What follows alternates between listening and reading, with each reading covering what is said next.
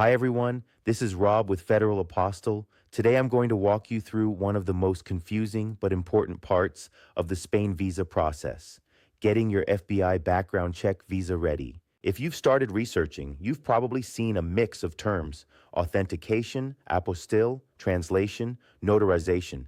And if you get them out of order, your application can be delayed or even rejected. So let's make it simple. Here's the bird's eye view in 5 steps. First, request your FBI background check. Second, get an apostille on that report from the U.S. Department of State. Third, translate the apostille document into Spanish with a certified translator. Fourth, notarize the translation if your consulate requires it.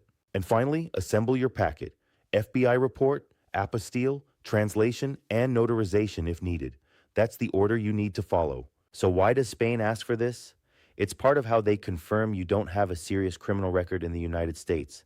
It's especially common for non-lucrative visas, student visas, and work permits. Step 1 is getting your FBI background check. You can apply online directly with the FBI or through an approved channeler. You'll choose between a digital PDF, which is faster and works perfectly for the apostille process, or a mailed hard copy. If you're outside the US, no problem. You can still apply online and get your results electronically. Just make sure it's the official FBI-issued version. Step 2 is understanding authentication versus apostille. Authentication is just a general word for prove this is real, but Spain is part of the Hague Apostille Convention, so what you actually need is an apostille. Only the U.S. Department of State can issue it for an FBI background check. Step 3 is getting that apostille. You send your FBI-issued PDF or hard copy with the right form and fee. If you do it by mail, it usually takes 5 to 6 weeks, sometimes longer. With our expedited service, we hand file it in Washington, D.C., and usually get it done in about 10 business days. And here's a critical point: you only apostille the original FBI report. Do not try to apostille the translation or a copy. That's the mistake that gets people rejected. Step 4 is translation into Spanish. Once the apostille is attached, then you translate. Spain requires certified or sworn translators, called traductores jurados, recognized by the Spanish government. Costs usually run between $50 and $150 per page, and turnaround is typically 2 to 5 business days. We can help with certified translations too, but you'll want to reach out early to reserve that. Step 5 is the big confusion point. Do you apostille or notarize the translation? You never apostille the translation.